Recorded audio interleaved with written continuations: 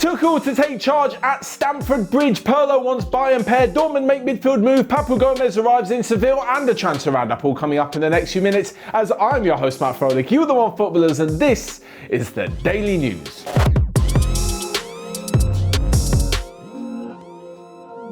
So first off, and continuing from yesterday's major story, Frank Lampard is out. He was fired by Chelsea, and it looks like Thomas Tuchel is set to become the new manager at Stamford Bridge. Yet another manager under Roman Abramovich. Now, I will say that he's not just specifically being brought in to help the likes of Timo Werner and Kai Havertz improve. Like, yes, they are both German. But having said that, that would have meant that under Lampard, the likes of Ross Barkley and Callum Hudson-Odoi were absolutely unbelievable. Doesn't quite work like that. This isn't career mode. But for Thomas Tuchel, he does bring in a wealth of ideas, some brilliant experience. He won a load of trophies at PSG. He's done very well at Dortmund. He knows how to handle the big players.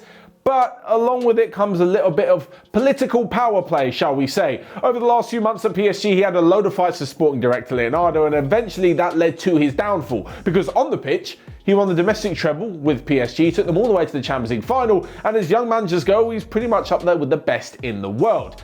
He'll be taking over at Chelsea, and they've got a rather tough game tomorrow night as they take on Wolves, and he'll be hoping to get off to a very good start. Now, I've seen loads of news actually flying around that Tuchel's going to go straight into the transfer market. I don't think it's happening. Like, there's talk about him going to PSG, bringing Verratti. There's no way they're letting him go. Idrissa Gueye, maybe he'd move. Even Maxim Choupo-Moting from Bayern Munich. That one's not happening either. There's only a few days left, about 6 days left of the transfer window. Chelsea, as we mentioned, spent a load of money in the summer, and he's got more than enough of a capable squad to work with to hopefully for Chelsea fans anyway, get them back into the contention for a Champions League place. On top of this, Thomas Tuchel has been interested in a move to England for quite a few years, so this isn't exactly a surprise. The name Max Allegri always gets thrown about, but for some reason he hasn't been picked up by a top club just yet. But with Tuchel, he initially held talks with Chelsea whilst he was at Dortmund back in 2017. Since then, he's always wanted to move to England to test himself, like two of his heroes, Pep Guardiola and Jurgen Klopp, have both done. Moving on then, and to Andrea Pirlo, who faces quite a battle himself as manager of Juventus in his first season, as currently they are 7 points off the top of the table, and well, they need to get a move on if they're to win 10 Serie A titles in a row. That is an astonishing feat, and Pirlo does not want to be the one who, in other words, shit the bed with it. So what he's doing is, in the last few days of the transfer window, looking to Bayern Munich and potentially bringing 2 players in on loan, although I'm not sure this is necessarily going to work out. Juventus and Tolisso and Joshua Zirkzee are the 2 players who are linked with the old lady. Now, first off, Tolisso seems to be the only midfielder that Hansi Flick actually trusts when his main midfield duo of Goretzka and Joshua Kimmich are out injured or suspended or playing at right back or doing whatever Kimmich likes to do on the pitch. Tolisso is a very good footballer. He turned down Juventus for Bayern Munich a few years ago when he signed.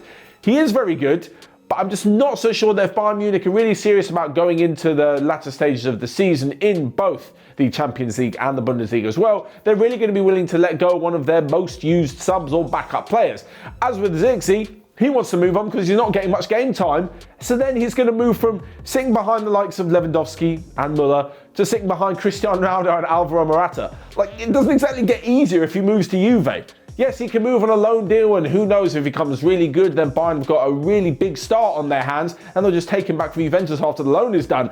But I don't think it's going to help him anymore. He needs to go to a place, apparently Parma are interested, where they will guarantee him a starting spot in the first team. That seems to be a far better deal. As with Tolisso as well, forgot to mention, he's running into the last 18 months of his contract. So if they loan him out, then at the end he'll just be able to leave for free, and that's not exactly the best deal. Next up though, and talking of Bundesliga sides and Borussia Dortmund, who are interested in Gladbach midfielder Florian Neuhaus. Now, if you don't know who he is, he's kind of a big deal. He's been making waves this season in the Gladbach midfield, and recently has goals over Bayern Munich and over Dortmund as well. And he's just all round looking like an absolute star at the moment, a shoo-in for Germany's Euro 2021 squad. On top of this, Dortmund are interested in bringing in their manager Marco Rose, although this one's been a bit of a long conversation and may happen in the summer. If they can bring him in, they'll probably be able to tempt Neuhaus in as well, but only if they finish in the Champions League. This is because they're going to cost quite a lot of money, and especially if Dortmund get into the Champions League ahead of Gladbach, it'll be a no-brainer. It'll be a step up for the midfielder. If they don't, maybe things will look a little bit different. If they can't bring in the German, they have also identified Manuel Locatelli as a pretty good backup as well, and he's been linked with quite a few clubs over the January transfer window, so again, he's not exactly going to be on the cheap side. But someone who is moving forward rather cheap, €5.5 million, is Papu Gomez. The Atalanta legend is leaving the club because of a fallout with the manager, and he's heading to Sevilla. Now, if this sounds a little bit familiar, I did mention it yesterday on our reaction video, which you can find right here, to all the latest transfer rumours and, of course, the Tuchel Lampard nonsense as well. I said this one was kind of likely purely because I think they're both challenging in the same reaches both in Europe and in the league as well, and he'd be a very, very good asset to Sevilla. At the moment, he is apparently flying to Seville to sign a contract all the way up until 2024, which is astonishing for a 32-year-old. That will literally take him up to 36, and well, that's actually a pretty good deal. Sorry, 35. My maths is really taking a hit this morning. On top of this, like I mentioned, €5.5 million, €3 million in add-ons as well, and it represents a pretty good deal for Sevilla, the current Europa League champions. Next up, we come to the transfer roundup, and talking of players falling out, their manager Edin Dzeko has fallen out with Roma manager Paulo Fonseca and apparently could be leaving the club this window. Elsewhere, Manchester United are one of many big European clubs interested in Palmeiras forward Gabriel Veron.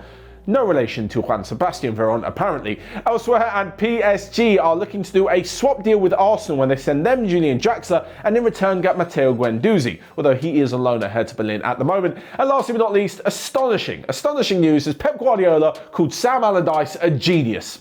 I mean, the context here that he's a genius in the fact that he always seems to get teams out of relegation, and at the moment Sam Allardyce is hoping to keep that record up because he's never been relegated by getting West Brom out of a spot of trouble.